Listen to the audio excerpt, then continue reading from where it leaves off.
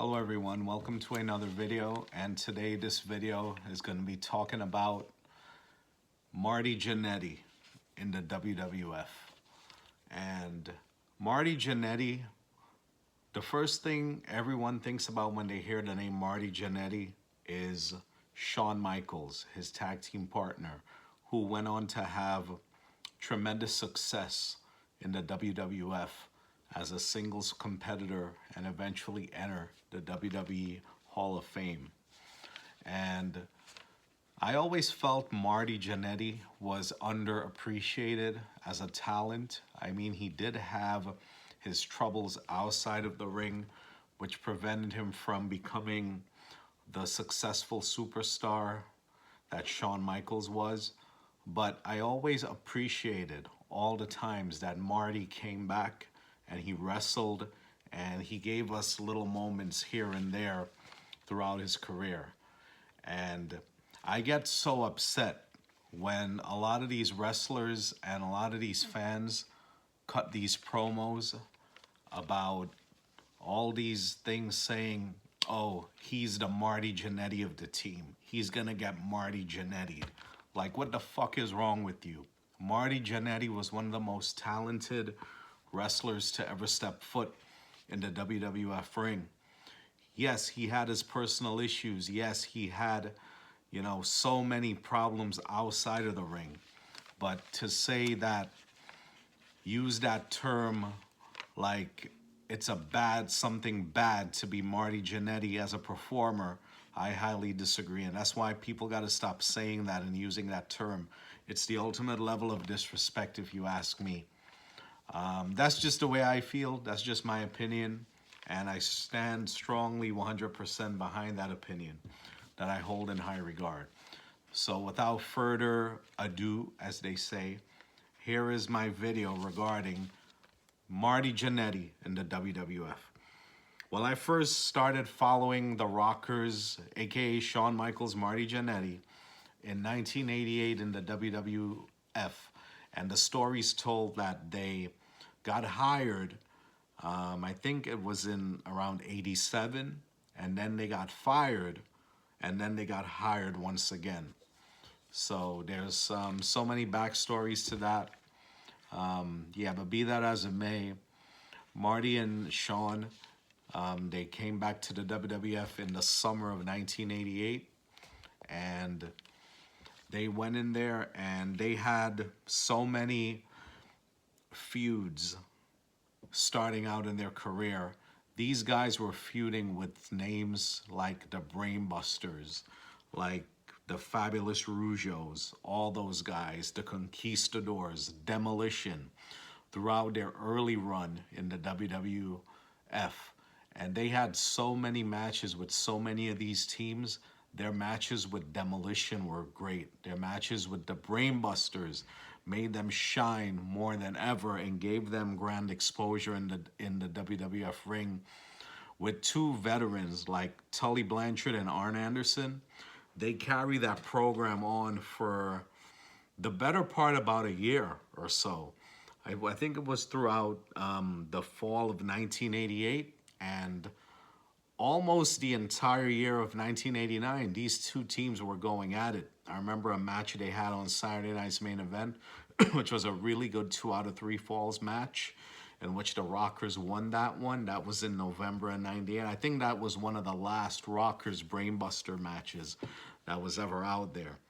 And then to some house shows in early 1989, I remember in the Garden, Madison Square Garden, January 1989, they had a really, really good match that went almost 20 minutes with the Busters, Tully and Arn picking up the win. And then a couple of months later in the Boston Garden, and another house show match, they had a really, really good, strong match that went also very long, about a good 20 minutes or so, and the Busters came out on top in that one. But some notable feuds that I remember from this era were against the Fabulous Rougeau brothers, Jacques and Raymond, managed by Jimmy Hart.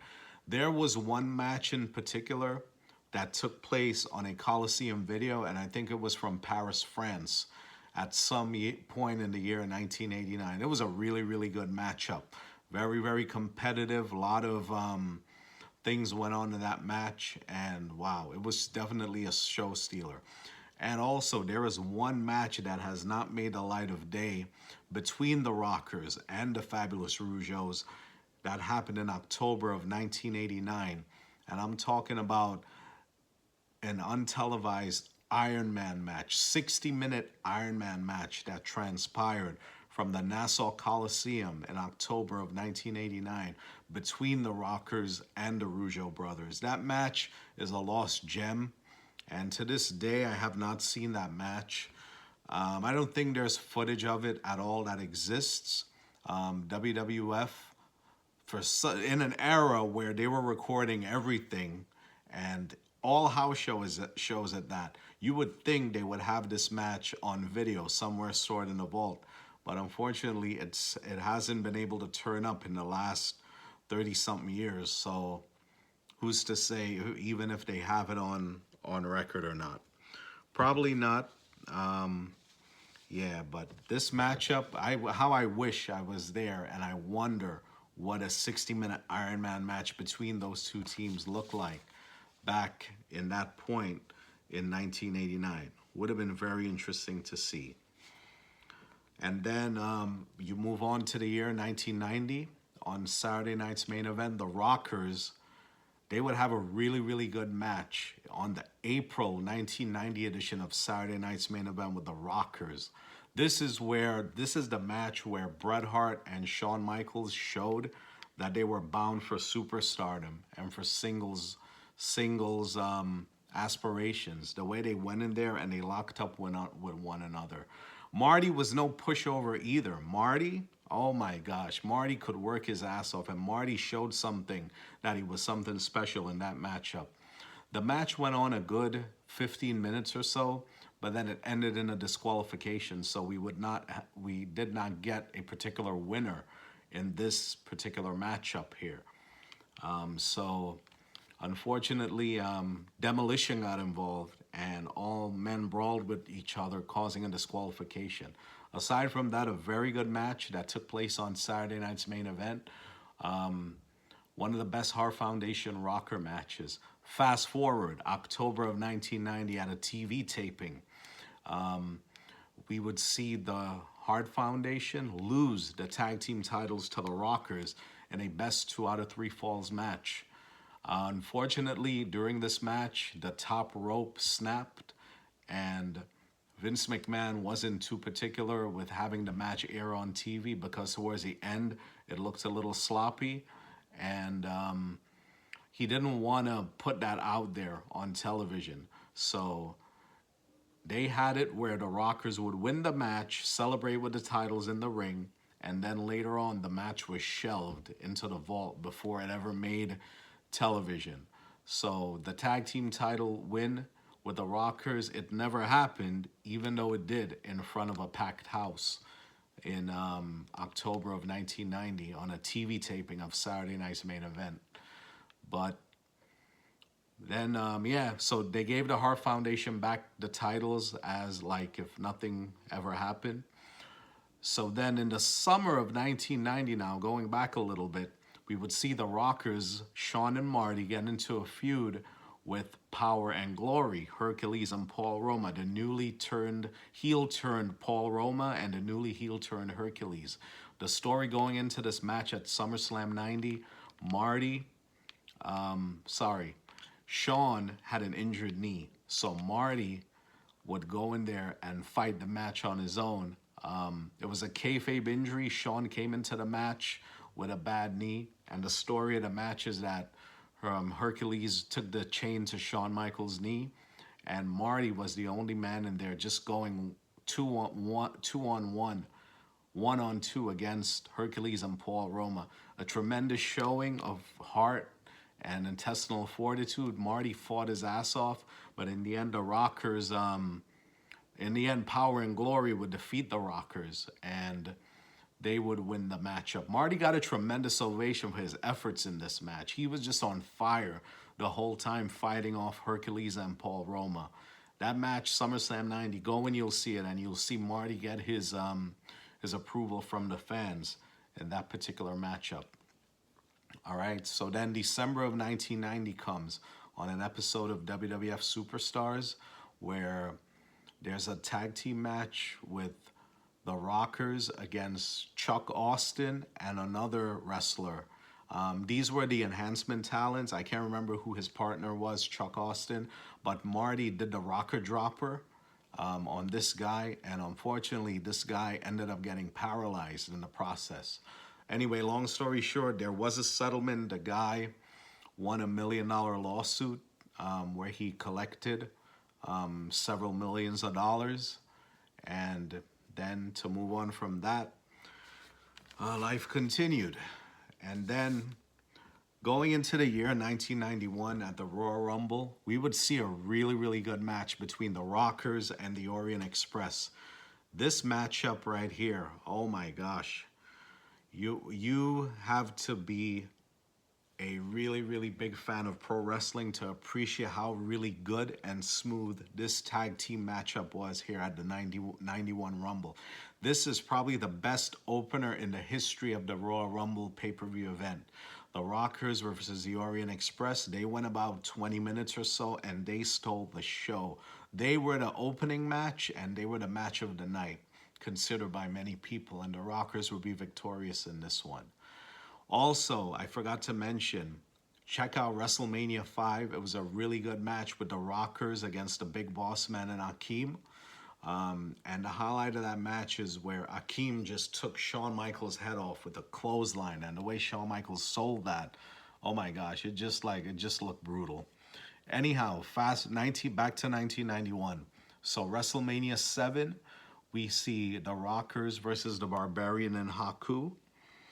And then in that matchup, we would see the Rockers be victorious, and then it was considered an upset because in the era of big men, that's where all the big men, most of the big men triumphed against the smaller guys. So, yeah, the Rockers would defeat the Haku and the Barbarian. Shortly after that, the Rockers would get into a feud with the Nasty Boys throughout the spring and throughout the fall, eventually culminating in a tag team elimination match at the Survivor Series. And at the Survivor Series, that is where you see the dissension between the Rockers start to take shape. Marty accidentally, when he was picking up one of the Nasties for a slam, one of the Nasty Boys' foot actually accidentally hit Shawn Michaels in the face, and Shawn got all upset, all bent out of shape, and walked out on his partner, leaving him. And eventually, eventually that was it. Well, actually, I think Shawn got pinned, to be fair. But yeah, he left Marty after that, had to go back to the dressing room, didn't have a choice. And then that's where the dissension started. Then, fast forward about a month later, they would get a shot at the Tag Team Championship against Animal and Hawk, the Legion of Doom, on an episode of WWF Superstars in December of 91. And they would lose the match in about 5 minutes or so. And after the match, we see Shawn mouthing off to Marty, pointing the finger at him, and then eventually slaps him. And when he slaps him, Marty goes up to Shawn, puts his fist up like this, and then he catches himself and he holds his cool, and then Marty would walk away. So with that being said, 2 weeks later, in early 1992, on an episode of Wrestling Challenge, the infamous barbershop segment with Shawn Michaels and Marty Jannetty, Marty was under the impression that they were going to reconcile. They even shook hands and hugged, and then Shawn Michaels out of nowhere would nail Marty with the super kick and then blast his forehead through the plate glass window of the barbershop, busting him open. And that is when Shawn Michaels went out on his own and ventured out on a singles career. Now Marty, on the other hand, was on the shelf. It was supposed to be Marty. Well, in kayfabe terms, he's on the shelf. The supposed plan was Marty versus Shawn at WrestleMania about 3 months later. Okay, and this was the build for it right here. But unfortunately, Marty got into some legal trouble, and those plans ended up changing. Fast forward about 6 months later, 7 months later, Halloween of 1992, on an episode of WWF Superstars, when Shawn Michaels least expected, Marty came back and attacked him without him expecting it. And he just beat the crap out of this guy, had Shawn flipping all over that ring. Marty was just beating the hell out of him. And then Marty, in an act of revenge, would grab the mirror that Sensational Sherry was carrying around. That's Shawn Michaels' manager, Sensational Sherry. And he would grab the mirror and he would try to bust it over Shawn Michaels' head. But Shawn Michaels, being the cowardly actor that he is, he would pull Sensational Sherry in front of Marty, and she would take the blow with the glass mirror, smashing it into pieces over her head. Unbelievable, right? Now, this would set up the match for the 1993 Royal Rumble. Marty Jannetty versus Shawn Michaels for the Intercontinental title. And then the question is, whose corner will Sensational Sherry be in? She came in, she went to a neutral corner, she didn't make a move, and then after a highly athletic matchup between the two, she was getting close to Shawn, and she just slapped Shawn right in the face, and the people, they popped like crazy. The ending came when Marty held Shawn so Sherry could nail him, but Shawn moved, and Sherry was swinging her shoe, the heel of her shoe, nailed Marty in the head as Shawn ducked out of the way. Then Shawn would execute the super kick, the sweet chin music for the pin. And then that would be all she wrote. Shawn retains the Intercontinental title against Marty in a hard-fought match. And this matchup was really, really good, and the brawl continued backstage. If you watch the Coliseum video version of the 93 Rumble, you see the brawl that continued as they went backstage with one another.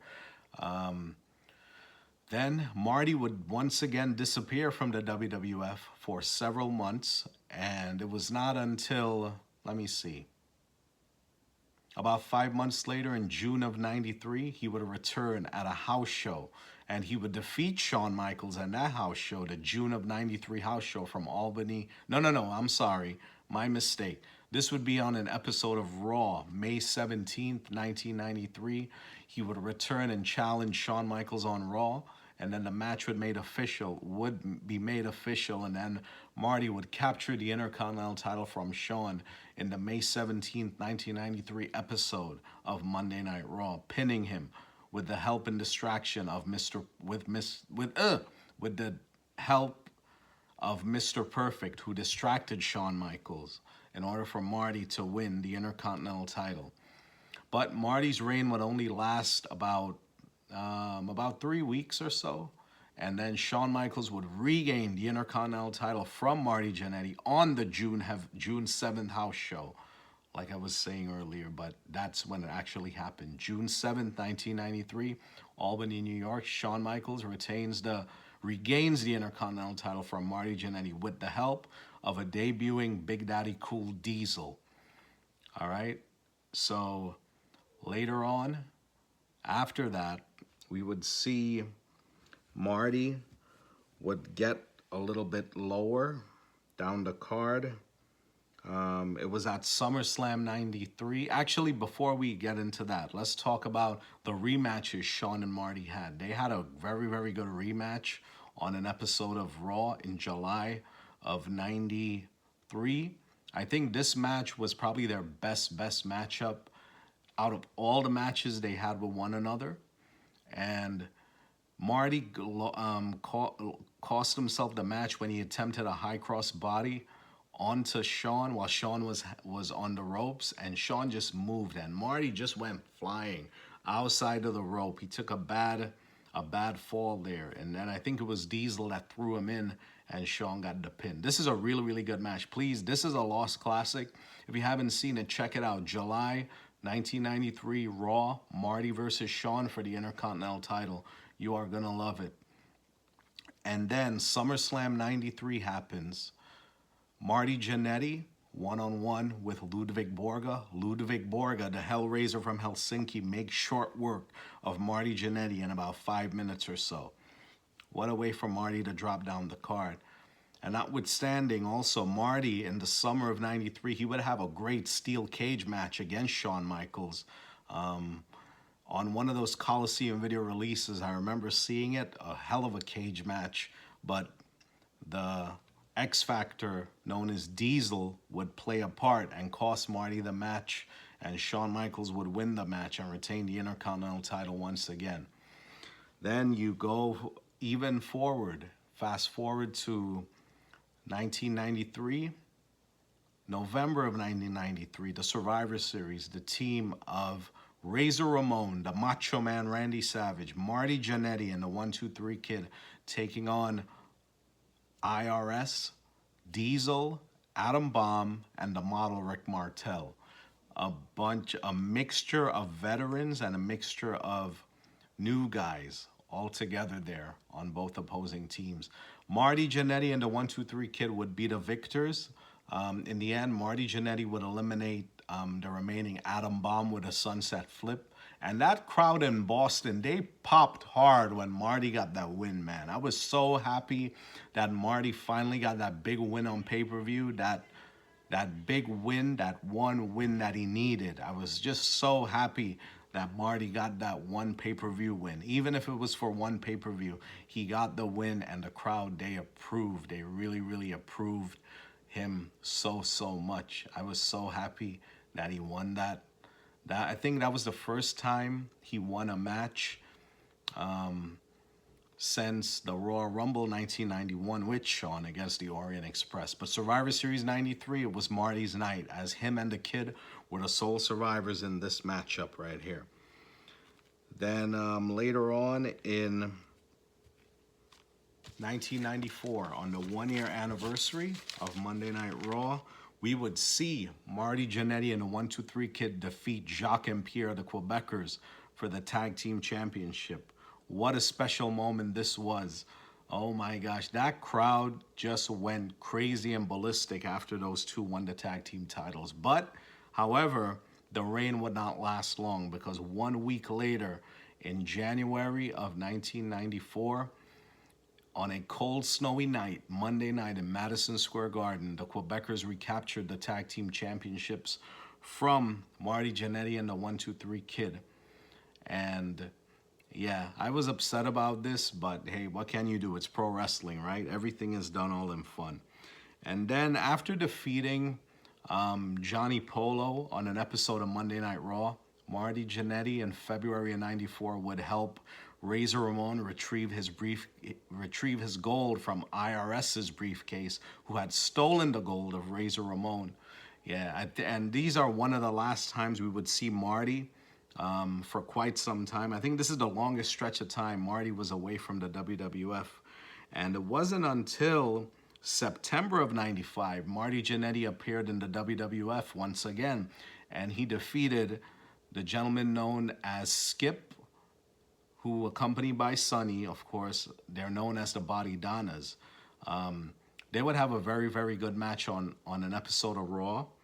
And then Marty would come out victorious in that one. And then about a month later, at the October 95 In Your House, Marty Jannetty would be losing to a debuting Goldust.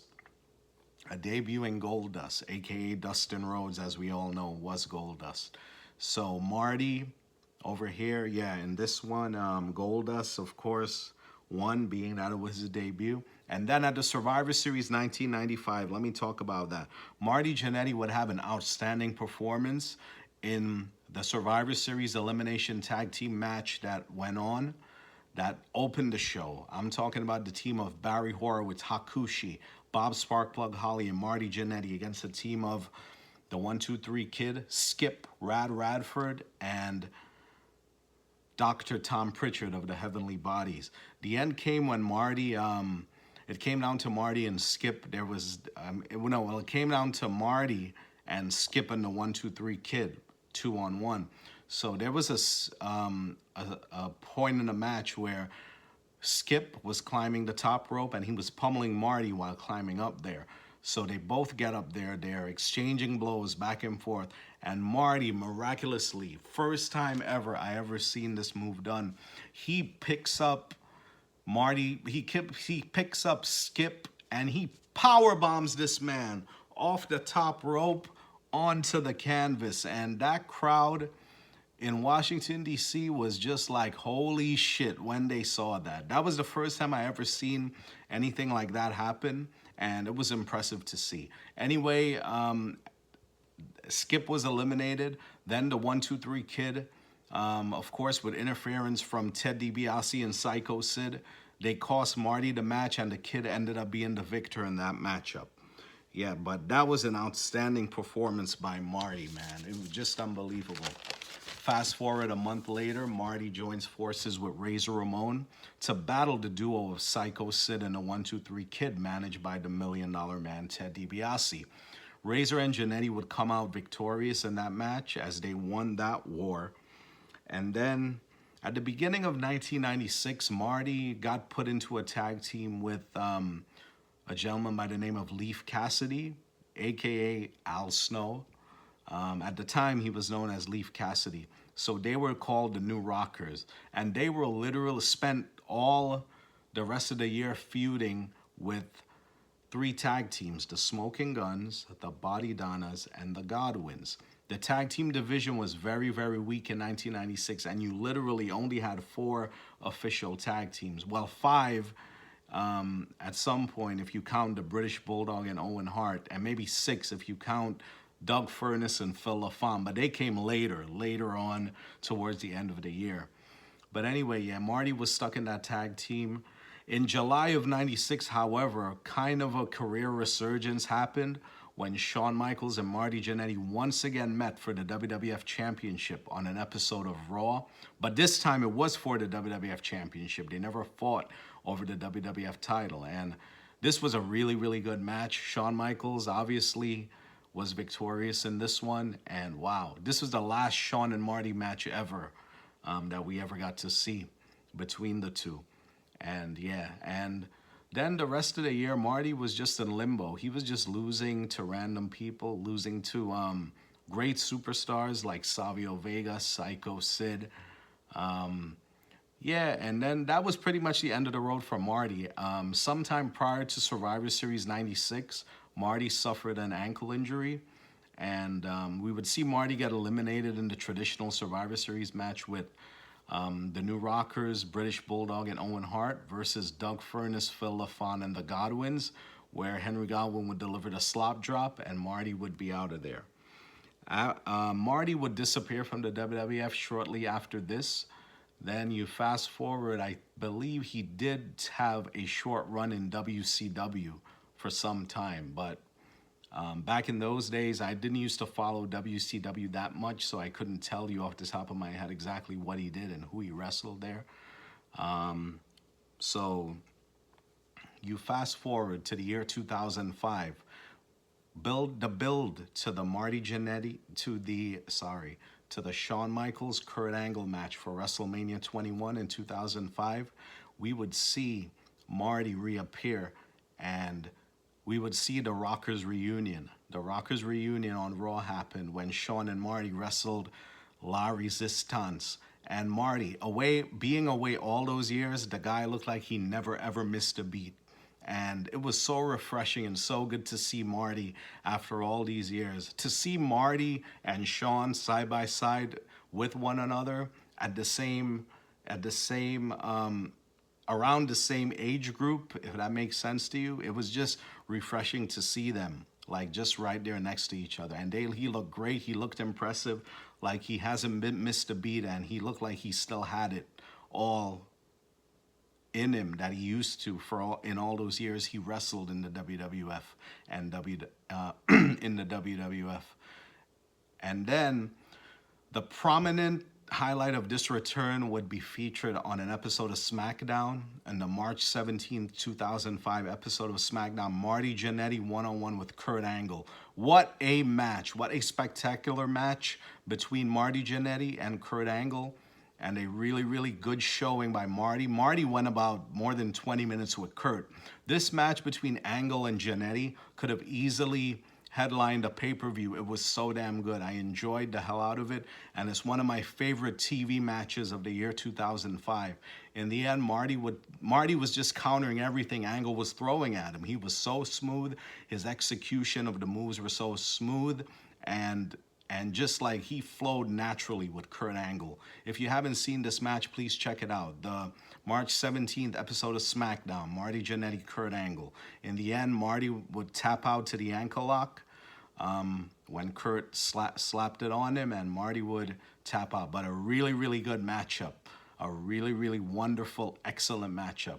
And then I think Marty, he would then disappear, and he would make one more appearance around a couple of more appearances around 2006, where he came out and saved Shawn Michaels from the Spirit Squad, who was beating him down on an episode of Raw in February of 2006. And then we would not see Marty until 3 years later, when he popped up once again on an episode of Raw in 2009, October, when he went one-on-one in a matchup against the then United States champion, The Miz. Snoop Dogg was the guest host of this Raw, and I remember he introduced Marty Jannetty to a big pop, and The Miz would retain the title by defeating Jannetty in what would be known as Marty's last WWF match. And then after that, that was all she wrote for Marty as far as the WWF was concerned. But the whole point of this video was just to show everyone what a great athlete Marty Jannetty was. He doesn't get any credit. He doesn't get as much credit as he should, and he should be more respected as an athlete. And it just gets on my nerves when people say, oh, look at you, you're going to become the Marty Jannetty of the team. You shut up with that shit, That's just disrespectful. Marty was a smooth worker. He was just as good as Shawn.